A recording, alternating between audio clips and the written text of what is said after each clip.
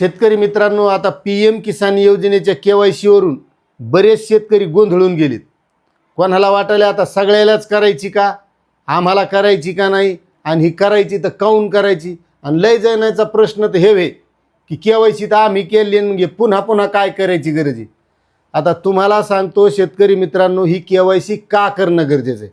आता तसं पाहिलं तर सरकारला या योजनेच्या माध्यमातून शेतकरी कमीही करायचे असतील. कारण आता तुम्ही या अगोदर बघितलं असेल, त्या लाडक्या बहिणीसाठी किती KYCच्या तारखा वाढीत नेल्या. बरं, तारखा वाढीत नेल्यावर लाडक्या बहिणीची संख्या वाढावं का कमी व्हावा. KYC केल्यावर मुदत वाढवाली ना KYCची, मग संख्या वाढायला पाहिजे की नाही. पण 80 लाख लाडक्या बहिणी बाद झाल्या त्याच्यातून. मग तसं आता ही KYC, तर ही KYC कशामुळे, कारण आता ही योजना सुरू झाल्यापासून आता बरेच शेतकरी देवाघरी गेले असतील. आता त्याचे पैसे तिकडून सरकारकडून आलेत.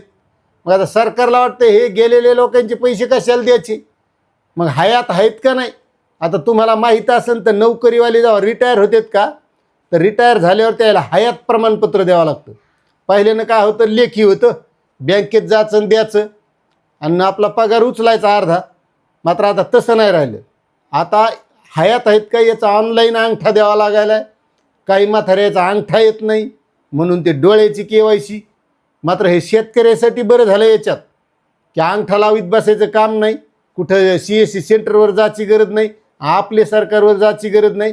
आपल्या घरच्या घरी मोबाईलवर ही KYC करावी लागणार आहे आणि ही सोप्या पद्धतीने करता येते. त्याबाबतचा मी व्हिडिओ केलेला आहे, तो हा व्हिडिओ आहे, याची लिंक आपल्या डिस्क्रिप्शनमध्ये दिलेली. आणि आता का करायची आणि कोणी कोणी करायची, तर मला वाटतं ही सगळ्यांनाच करून घ्यायची. कारण तुम्हाला सांगतो काय आहे, उद्या भस्कन PM किसान योजनेचे बंद पडली, मग पुन्हा पस्तायची गरज आहे का नाही. कारण याची लास्ट तारीख आहे 30 जून. जर समजा आपली 30 जून निघून गेली ना, आपण KYC केली नाही आणि पुढचा हप्ता आला नाही, काय करायचं. आलं का नाही वांध. उगं कोणाचं ऐकायचं नाही, काय नाही. कोणी तुम्हाला म्हणत असेल तो केलेली होती, पुन्हा करायची गरज नाही, काय नाही बाबा, काय बंद नाही पडलं, पुन्हा डबल करायची.